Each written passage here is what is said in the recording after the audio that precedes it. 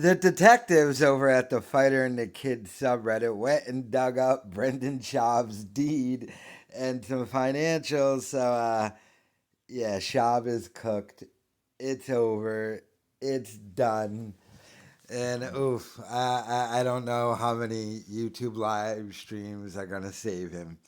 But by the way, this also comes. I didn't know that. People didn't know this, but they were discussing this on the Fighter and the Kid subreddit. But I don't think I ever even made a video about it because I thought it was just known that Podcast One isn't re-signing him. They already did their announcements, and like Adam Carolla got re-signed. But at the end of the year, they're dropping Schaub, so he's not even gonna have that anymore. But let's go through this. Buyer, Joanna Schaub and Brendan Schaub. I think this is the first time he's ever put his wife on the deed, or at least who knows though. Lender details: transaction value $1,351,280. Mortgage $1,016,000. Equity $335,280. It's a deed, Travis County. Down payment $335,000.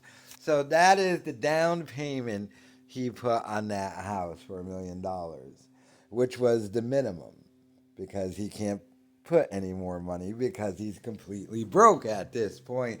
He went from a nice mansion in California to this in Texas, and he had to get sued by the company he did his podcast out of because he didn't pay the lease. I think that's since been settled, or as someone in my comments brought up, they think he might have got one of those producers he has to take over that lease. But the fall from grace, my God, and all of this because he has to keep up appearances. He's got to be balling. He's got to take pictures with cars, and the wife has to just go out and blow money. He has a daughter who has some problems physically with her physical health, and like God knows how much money that costs, but got to show off for the gram.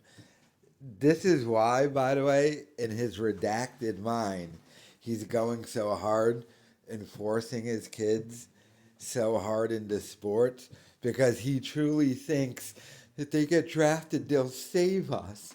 We've only got almost a decade left to go, but if he can just hold out, he ain't going to be able to hold out. You have to remember, people, Schaub is like me, except he gets less views than I do. I'm not joking about that. Like, you can go on Social Blade and look up the numbers, and that's if you combine Thick Boy and the Fighter and the Kid podcast. If you add in the Golden Hour, he gets a little bit more views than me, but essentially, Schaub makes off of YouTube a little bit more money than me every month. And he has to pay, albeit for a storage unit, he still pays like $5,000 a month just for that. That's pretty much the vast majority of the revenue he gets every month from YouTube. Right there. And I remember someone saying it really costs that much. You have to remember it's a storage unit for cars, and it's probably in a hoity-toity area, so they'll charge more.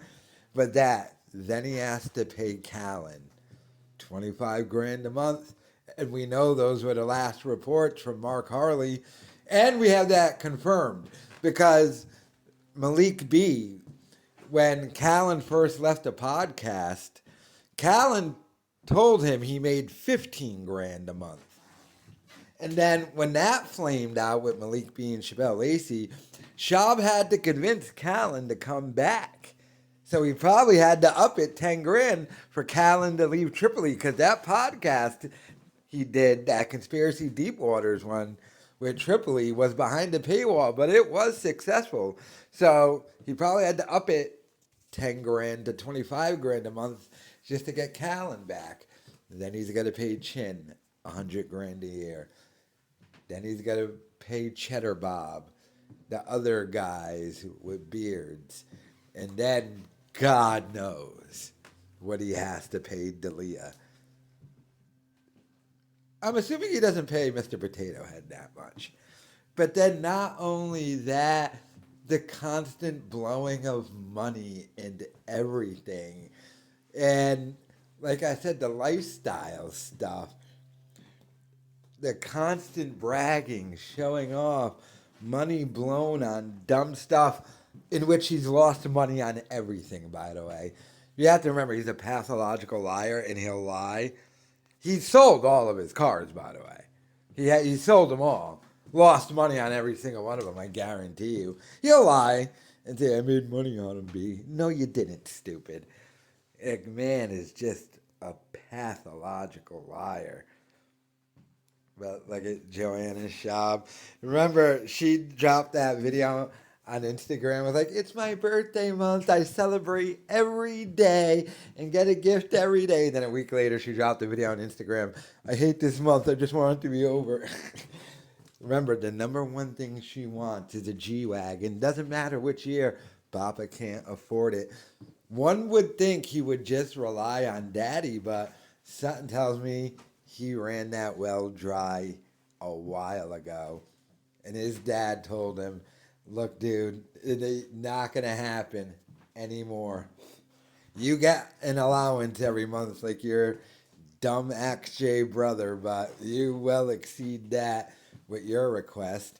He, quote unquote, sold off his Panther Thick Whiskey Company. Not really. He just begged Aubrey Marcus for money, and Aubrey Marcus took his whiskey company from him and did nothing with it. And if you ask Aubrey Marcus, hey, did you buy Brendan Schaub's whiskey company? His response is, yeah, Brendan needed help, so I just decided to help him out. He doesn't even talk about it as if he bought it. He's like, yeah, just helping out a buddy. Because this man has gone completely broke. It's done. It's over. Kind of sad. And I love people who are going to be in the comments. What are you going to do when the shop's done? You're done. And I'm like, Opie? Kumia? Stuttering John? I make way more money talking about other people than this idiot. So, and then don't forget, people, he's being sued for millions of dollars by a former CEO, and he is going to lose that case because there's a whistleblower in that case who's on the former CEO's side. It's all crumbling down around him. This man still spends money to fight the lawsuit he lost to me by filing appeals. It's sad. It's pathetic. It's Baba. But, hey, $335,000 though. He's got that in equity. That's Daddy's number. But let me know your thoughts in the comments.